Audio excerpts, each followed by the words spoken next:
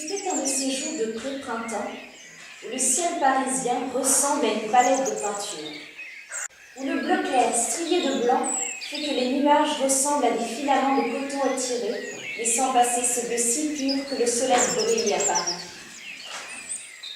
Ce jour-là, accompagné de mon ami, promenade lèche-vitrine le long du boulevard Saint-Michel, de boutique de mode en boutique de bouquiniste, le temps frais donnant envie de presser le pas, il kiffait bon de se sentir partie prenante de cette ville, le soleil jouant à cache-cache, le fond de l'air devenant plus frais en cette fin d'après-midi de samedi, nous décidons de rentrer.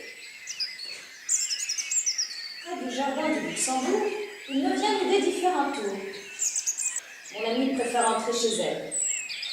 Il est environ 17h, les nuages s'étirent de plus en plus, laissant la place au soleil.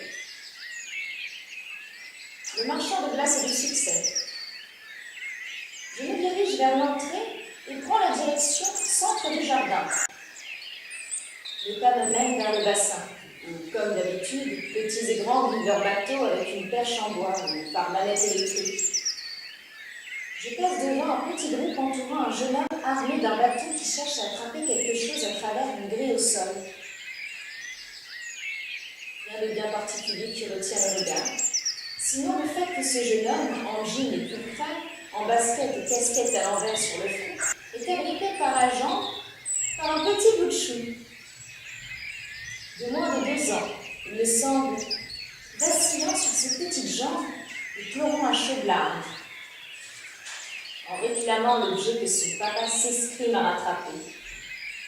C'est ce tableau qui fait s'arrêter les passants et sourire aussi devant l'insistance de ce bredon garçon ne fait qu'accentuer l'énervement du papa qui commence à s'impatienter. Devant ce tableau, jeune homme charmant, blond aux yeux bleus, souriant, un très jeune papa, environ 25 ans. Je ralentis mes pas, curieuse de connaître l'objet de tant de convoitises. Me penchant, je remarque sous la grille une pelle rouge en plastique, de celles qui servent à faire des châteaux de sable. Je me permets une remarque, disant « Un crochet ne ferait-il pas mieux l'affaire ?» Le jeune homme hoche la tête, toujours tiraillé par son garçon. Je lui souhaite bon courage et poursuis ma promenade. Quelques instants plus tard, j'aperçois le même jeune homme venant dans ma direction, cette fois-ci tenant dans sa main une longue perche équipée d'un crochet au bout.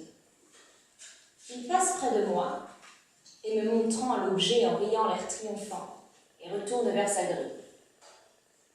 Ayant fait le tour du jardin, surprise de revoir encore ce jeune papa penché au-dessus de la grille, je m'arrête au moment où il essaie encore d'accrocher la pelle. Et voilà que son portable, rangé dans la poche poitrine de sa chemise, glisse à travers la grille. Perdant patience et essayant de calmer son garçon encore énervé, je le vois se diriger vers une rangée de chaises où une très jeune femme se lève et vient le prendre l'enfant dans ses bras. Essai infructueux avec le crochet. Le papa a l'idée de tirer sur la grille, qui est la surprise de tous. Il ôte facilement, avec des hochements de tête significatifs, un peu pour dire « tout ça pour ça, depuis 1 heure ?» Mais bon, tout le monde est content. Enfant avec sa pelle et adulte avec son mobile. Je regardais tout cela assis sur le bord du bassin, au soleil, surprise de voir le bout de chou, la pelle à la main, se diriger vers le bassin d'un pas bien décidé. Je me précipite, le voyant déjà passer par-dessus bord. J'ai juste eu le temps de me pencher et mon bras, prolongé de mes lunettes de soleil, à l'aide d'une branche, de récupérer la pelle, objet de tant de tracas en cet après-midi de mars. La maman, suivant mes gestes, me remercie, se montre désolée, le petit enfant en gesticulant, car jeter la pelle dans l'eau lui a bien plu, et il est prêt à récidiver. Le papa nous rejoint, et mis au courant par sa femme, me remercie. Décidément, dis-je, cette pelle aura eu son histoire et sera un souvenir qui s'ajoutera à ceux que vous raconterez à vos amis. Et c'est cette histoire que j'ai envie de vous conter et qui vous donnera J'espère l'envie de faire un détour par le jardin du Luxembourg, un jour de printemps, à Paris.